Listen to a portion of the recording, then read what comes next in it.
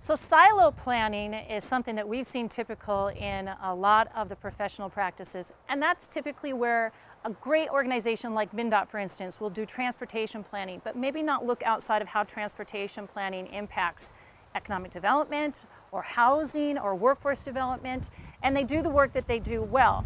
But silo planning doesn't always necessarily, or sometimes does, get us to the point of where we want to be. How does reduction of silo planning impact you? What are your thoughts on that? The effort to reduce silo planning makes a difference to me because we're all working together, and it's a lot of different members of the community from different walks of life that get to have a say in what's going to happen to where we live. It's great to have planning that brings in diverse parties. When people tend to stay in their own areas or their own silos, what we tend to do is we like to listen to only the news we want to hear. We plan with people that we want to see on a daily basis, and bringing in the diverse perspectives makes us think beyond what we already know. It broadens not only our perspectives, but it broadens the chance for creative solutions, and it also helps us, once again, come back to that systems approach where everybody matters, internal relationships and the external. As I define the word silo planning, what I think that means is that, okay, I'm going to do my thing over here, and someone else is going to do their thing in the middle, and someone else is going to do their thing over here, and no one is really going to talk to anyone else about it. If you look at any silo in this country, there isn't a window in any one of them. And so nobody can look out and see what other people are doing, and nobody really communicates with each other. So to that end, getting all of these folks together and getting a diverse group of people together and actually talking about what we want to accomplish, where we can all see each other, we're all talking to each other, and we're all exchanging ideas, is really a good model. And it kind of ties back a little bit to my answer of the previous question, and that is that I would like to see a system where the people with ideas, the people who want to produce, the people who want to make a difference in this area, they can go to any entity, and that entity, whether it's a local city, whether it's the county, whether it's the Mississippi Headwaters Board, they're all talking about the same thing. They all have the same goal in mind. Their plans use the same words. Their plans have the same goal. Keeping in mind that the Mississippi River is significantly different in Aiken County than it is in, say, Cass County. In Cass County, it's primarily two big lakes, and in Aiken County, it wanders and weaves all over the place. So we have to maintain our local distinctives and keep that authority close to where it was granted by the voters who elected people. But also, if we can look at the regional concept that says this worked somewhere else, this worked over there, I think we can import this idea and make it work in our area. So this initiative, I think, is really interesting in that it's incredibly cross-disciplinary. They have invited so many different people from different, whether it's age, business, region. I mean, it's so thorough in its planning that I think it eliminates a lot of that just period. And part of why that's so interesting to me is I'm meeting a lot of different people that I can build relationships with and learn about the different issues in their kind of field. And not only will that help, I think, kind of the outcomes that we're looking for in this planning, but I think it'll build different opportunities in the future too to connect with them, on different initiatives. So the question that we're curious to know about next is, how are we poised to be a model sustainable region in central Minnesota?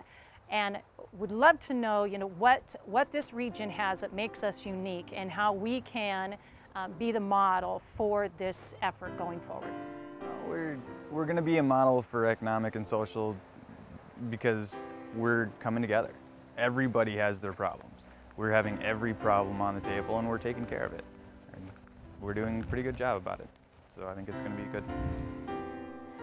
I think our region of the state is a perfect example of where you can have social, economic, and environmental balance, because we have amazing assets here. We have from the lakes to the woods to the intellectual capacity of our region to the age range, and to just the type of people here who have an amazing amount of I was going to say chutzpah, but they want to do better. They want to have lives where everyone is healthy, everyone is living the life they feel that they deserve or that they want to achieve. And because of that, I think we can do it through using this systems approach for all the planning that we do and for implementing these plans too. Because by doing that, once again, we consider all of our possibilities and we actually reach beyond those. You know, as this process has gone forward of this regional planning, one of the things we've wanted to have happen is that we would be a model that could be used for other areas. Now, I know that we're not the only people who are doing this kind of thing. There are other regions that are doing the same thing.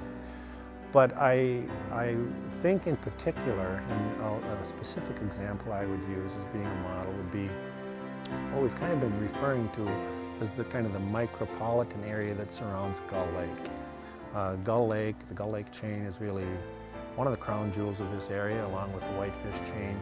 And you know, it's surrounded by Crow Wing County, Nisswa, Lake Shore, Fairview Township, City of East Gull Lake. So you have all these governmental entities that are really trying to do the same thing.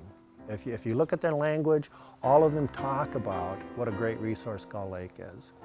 And yet, prior to now, we haven't really gotten together and talked to each other and said, what do you guys do? How do you approach this? How is this problem that doesn't respect political boundary lines but does affect the lake, how are we going to take care of that? And so my hope is that as we become more efficient, as we are able to show better results, that other people in the state and in the region who have a similar kind of a resource and similar kind of problems will come and say, how did you do that? What was the process? How long did it take? What were the roadblocks? And that we can learn from each other that way. So I really hope that we can export this, that we don't just do it, perhaps use it, perhaps not, but that we do it, we use it, we monitor the results, and we export it to other places where people like us are dealing with problems similar to ours and who have the same desires for their area as we have for ours. So this region, I think, is unique, and maybe that's just my dream that it's unique, but unique in the people being kind of community-minded. I think we've got a lot of unique and diverse talent, and by doing this plan and having it be so inclusive, I think that we are going to stand as a model. It's a really cool process to be a part of. Yeah.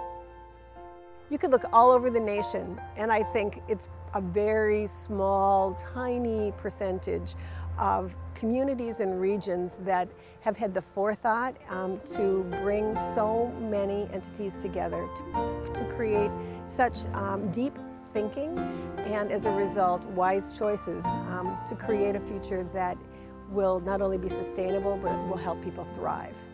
I know most of these grants went out to larger metropolitan areas and larger regions, and we're really hoping that this increases the awareness of the opportunities that are available for more rural regions, both within Minnesota and throughout the entire nation. I feel like if we can put together a sustainable plan that works for both larger and smaller areas, that the rural development aspect will really take off, both here in Minnesota and throughout the country. The consortium would like to thank the individuals who have participated in this work thus far. It definitely will make a difference in helping us understand how we may become a vital and pursue our economic prosperity in the region. We know that there are opportunities for folks to get involved going forward, and if they're interested, they certainly can contact Region 5 Development Commission and visit our website at region5.org and learn more about this effort.